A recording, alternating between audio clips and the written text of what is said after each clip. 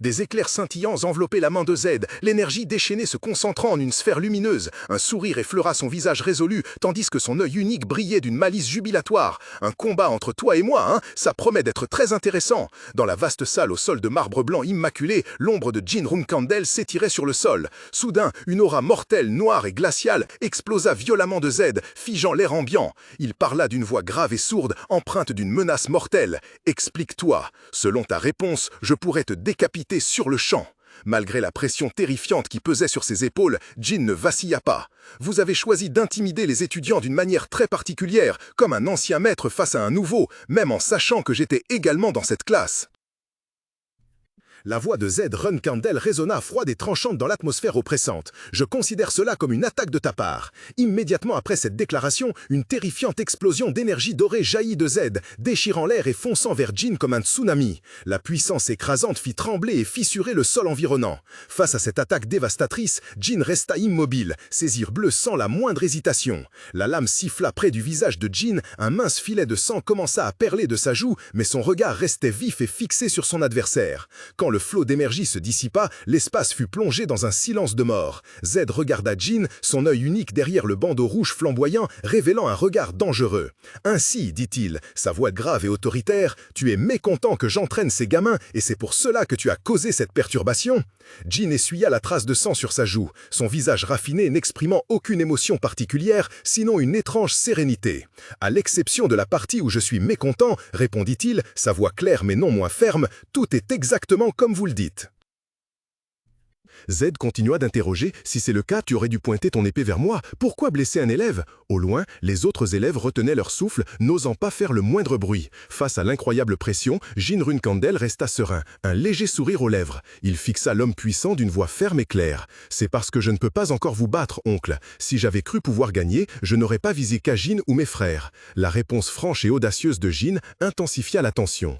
Une puissante aura éclatante jaillit soudain de la main de Z, la force d'un chevalier 8 étoiles, déformant l'espace environnant. Ses yeux perçants derrière son bandeau écarlate se plissèrent, sa voix teintée de menace. « Mais toi, il semble que tu ne tiennes pas beaucoup à ta vie. Ou te reposes-tu trop sur le fait d'être le fils du chef de famille ?» Malgré la formidable puissance dirigée vers lui, Jin ne montra aucun signe de vacillement. Il répondit calmement « Ce n'est pas le cas. Je ne pense simplement pas qu'un Rumkandel resterait les bras croisés juste parce que son adversaire est plus fort. » Les mots de Jin frappèrent les témoins comme la foudre, tous levant les yeux avec une stupéfaction extrême.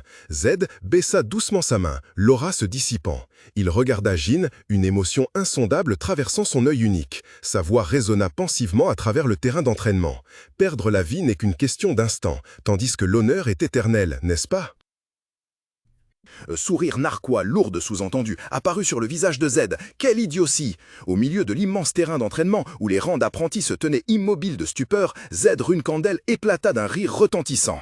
Son rire traduisait une immense satisfaction alors qu'il fixait Jin, qui se tenait devant lui avec une contenance résolue. « Ton arrogance est tellement stupide qu'elle me fait rire, moi, ton oncle. Très bien, je te l'accorde, tu es vraiment digne de vivre au sein du clan Rumkandel. » Après avoir adressé à Jin un rare compliment, Z se tourna vers les autres apprentis, sa voix résonnant comme le tonnerre, s'imprimant dans l'esprit de chaque individu tremblant. « Ô apprentis, n'oubliez jamais ce jour. Ce dont vous avez été témoins est la véritable essence du clan Rumkandel. Ce jeune homme nous a montré l'identité des maniaques de l'épée. » Le visage de Z Rumkandel se tordait dans un sourire fiévreux, un œil dissimulé derrière un bandeau rougeoyant comme un charbon ardent, dégageant une obsession frénétique. Il rugit. « Allons, apprentis, continuez de lutter, n'oubliez jamais votre véritable moi. » Z Rumkandel déclara d'une voix forte « Vous êtes renvoyés, l'entraînement commencera demain !» Face à cet ordre retentissant, Aitona et son frère jumeau se tinrent immédiatement au garde à vous, répondant d'une seule voix et avec détermination « Oui, monsieur !»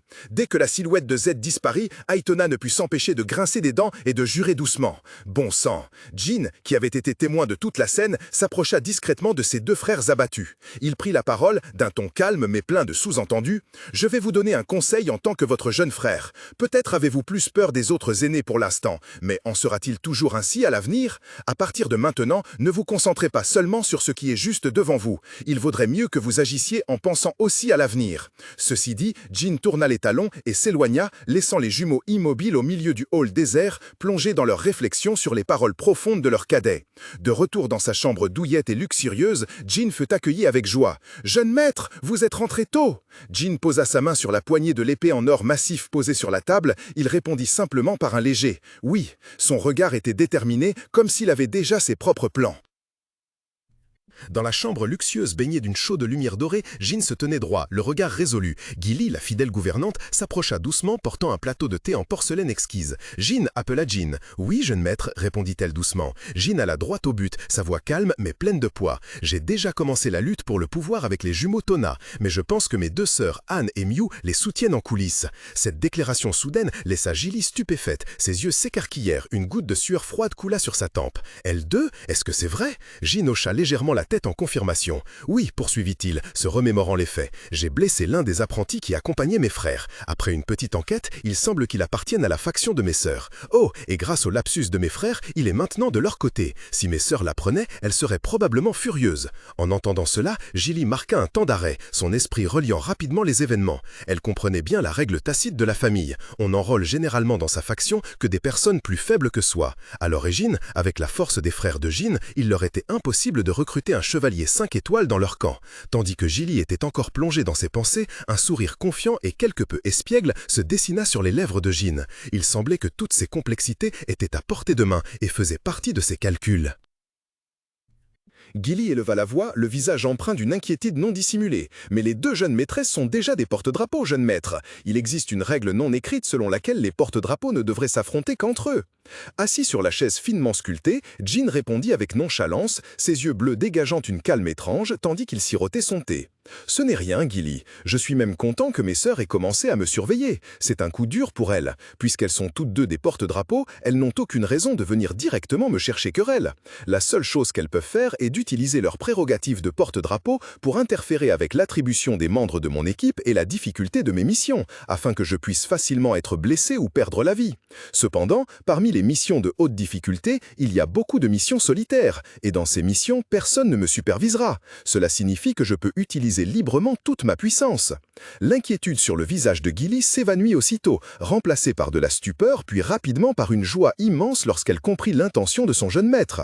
Elle joignit les mains et s'écria avec enthousiasme. « Si c'est le cas, c'est vraiment une excellente opportunité. » Jean sourit légèrement, le regard rempli de confiance. « C'est exact. » Jean pensa en son fort intérieur qu'il lui suffisait d'être reconnaissant envers ses sœurs et d'accumuler plus de réussite. Et Jean continua de penser, sa main s'étendant soudainement. Murakan, sous la forme d'un chat noir, se prélassait au sol lorsqu'il fut soudainement surpris d'être soulevé dans les airs. Jean sourit malicieusement, levant le chat noir stupéfait et bouche bée à la hauteur de son visage. « Je suppose que ça ne posera pas de problème si j'emmène un chat, n'est-ce pas ?» Gilly laissa échapper un léger cri de surprise. « Oh mon Dieu !» Jean regarda fixement le chat abasourdi, son ton devenant plus sérieux. « Mais Murakan, je n'ai t'emmènerai pas en mission car j'ai d'autres choses à te faire faire. » Les yeux de Murakan se plissèrent, remplis d'irritation et de suspicion. « D'autres choses? Quelles choses ?» Jean posa Murakan, tournant son regard vers Gilly et le chat noir. « Je vous le dirai à tous les deux plus tard. Donc, en attendant, restez calme. » Gilly sourit doucement et s'inclina en signe d'obéissance. « Oui, jeune maître. » Pendant ce temps, Murakan se détourna avec aigreur, reniflant bruyamment.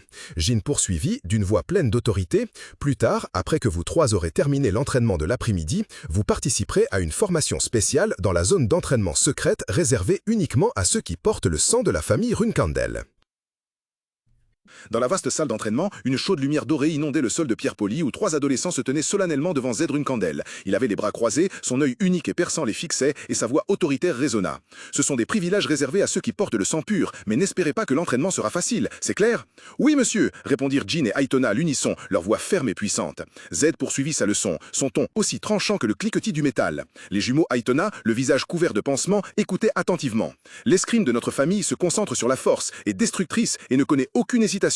Combattre, vaincre, posséder, les caractéristiques d'un Runkandel se reflètent toutes dans notre escrime. Il n'y a pas de définition spécifique pour l'escrime de cette famille. Bien qu'il existe des techniques secrètes et des techniques ultimes, elles ne peuvent être apprises que lorsque vous devenez un porte-étendard. Jin écoutait en silence, une lueur de réflexion traversant ses yeux profonds. Z plissa légèrement les yeux et marmonna avec une pointe d'agacement. Il semble que mes sœurs aient causé un grand désordre. Reprenant son air grave, il continua d'expliquer. Cet escrime n'a pas de forme fixe, que ce soit en termes de mouvement ou de principe. C'est la plus grande différence entre la famille Runkandal et les autres familles d'arts martiaux. Savez-vous pourquoi l'escrime de notre famille n'a pas de forme fixe? Jin répondit rapidement. C'est à cause des capacités physiques et des talents uniques que possède la famille Runkandel. Z affirma. Exactement. Au milieu de l'espace abyssal, une voix imposante retentit, affirmant sa noble lignée. Être un Runkandel signifie porter en soi un sang béni. Vous possédez un corps et un talent en escrime qui dépassent l'imagination des gens ordinaires. Même avec de légères différences, vous restez à un niveau supérieur à celui de la populace. Z Runkandel, d'une voix rauque et profonde, déclara « Ce que vous avez appris jusqu'à présent est simple et facile. Maintenant, je vais vous distribuer à chacun une sphère d'acier. » Un cliquetis sec retentit lorsque la main gantée de Z fouilla dans une boîte en bois en retirant une sphère métallique grisâtre. Tour à tour, les sphères furent distribuées. Jin saisit la lourde sphère des deux mains. Sentant une légère vibration de l'intérieur, il fronça légèrement les sourcils, la tête pleine de doutes. Qu'est-ce que c'est? Il y a quelque chose à l'intérieur, des fragments d'acier? Z expliqua, ceci s'appelle la pierre de son clair, car lorsque vous la frappez, un son pur résonne. Maintenant, je vais vous faire entendre les 3 types de sons que la pierre de son clair produit, alors écoutez attentivement. Sans prévenir, Z brandit l'épée qu'il tenait et asséna un coup puissant à la pierre. Un « keng » strident retentit, suivi d'un flot de sons aigus aussi acéré qu'une aiguille qui transperça directement le tympan des personnes présentes. Aitona Runkandel fronça immédiatement les sourcils de douleur, couvrant précipitamment ses oreilles de ses mains pour tenter d'arrêter ce son torturant. « Ah !» gémit-il. À côté de lui, Jin fut aussi légèrement surpris par le désagrément soudain, mais il resta bien plus calme. Observant la réaction des enfants, Z remarqua froidement « C'est un son plutôt désagréable, n'est-ce pas ?» Sans attendre de réponse, il poursuivit. Voici le son suivant. Un autre coup d'épée, un autre keng retentit lorsque la lame toucha la pierre. Mais cette fois, au lieu du son torturant, une mélodie claire et cristalline se répandit dans tout l'espace. Aitona laissa tomber ses mains de ses oreilles, la bouche légèrement ouverte. Jin ne put s'empêcher de s'exclamer avec admiration. « Oh !»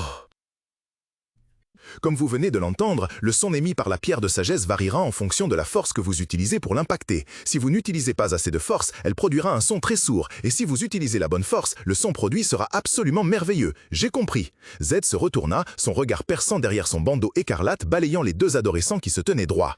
Cet entraînement a pour but que vous puissiez produire ce son merveilleux à chaque fois que vous attaquez. Cela signifie qu'il sert à cultiver votre capacité à contrôler votre force, votre volonté et votre concentration. Jin Runkandel écoutait en silence, le visage calme mais les yeux brillants d'une profonde analyse. Il pensa, étant donné les capacités physiques de la famille Runkandel, c'est en effet un entraînement parfait, même s'il semble simple. Mais malgré cela, ce n'est qu'un exercice répétitif consistant à frapper la pierre de sagesse. C'est trop sûr pour être un entraînement spécial réservé à la maison Runkandel. Le doute commença à germer dans l'esprit de Jin, tandis qu'avec Aitona, il se tenait face au bloc de pierre, sentant que cet exercice apparemment simple cachait quelque chose de plus profond. Z brisa le silence. « Allons, c'est le dernier son. » Jin, dubitatif. « Alors, quel est le 3e son? J'ai certainement entendu un cliquetis provenant de l'intérieur de blocs de pierre. On dirait des éclats de métal. » En guise de réponse, Z se contenta d'un léger sourire. Il brandit son épée. Une courbe parfaite de lumière dorée brillante déchira l'air, fonçant droit vers le bloc de pierre gris cendré posé sur le petit tabouret en bois. En un instant, un éclair terrifiant jaillit dans l'esprit de Jin. Le souvenir du cliquetis et la scène devant ses yeux se connectèrent pour former une vérité horrible. Ses yeux d'un bleu profond s'écarquillèrent, remplis d'une panique extrême. Impossible! Sans une seconde d'hésitation, Jin se précipita, poussant de toutes ses forces Aitona et l'autre frère qui se tenait à côté. À terre! Au moment où les 2 frères abasourdis ne comprenaient toujours pas ce qui se passait, l'épée en bois frappa le bloc de pierre. Un craque assourdissant retentit. Une explosion terrifiante déchira le silence de la salle d'entraînement. La lumière aveuglante de l'explosion engloutit tout. Une sphère de feu éclatante jaillit violemment au milieu de la pièce, consumant l'air et générant une chaleur insoutenable. Quand l'incandescence se dissipa, laissant derrière elle un épais rideau de poussière et de fumée, des quintes de tout s'élevèrent. Au milieu des décombres, Aitona gisait prostré sur le sol, entièrement couvert de poussière. Au milieu de la scène chaotique, Jin Runkandel se tenait figé, le visage légèrement sali par la poussière, les yeux écarquillés d'incrédulité. Il se tourna vers ses frères, frère, qui était dans un état similaire, sa voix pleine de confusion. Qu'est-ce qui vient de se passer? Complètement à l'opposé de la panique des jeunes, Zed Runkandel se tenait impassible, aucunement affecté par l'explosion. Il prononça d'une voix calme, son expression inchangée. « Oh, le petit dernier a un sacré bon instinct, n'est-ce pas? En effet, si vous frappez trop fort la pierre de pureté, elle explosera comme à l'instant. » Son regard froid se posa sur le sol carrelé où un cratère en forme de toile d'araignée s'était formé au centre de l'explosion, telle une muette mise en garde de la puissance qu'il venait de témoigner.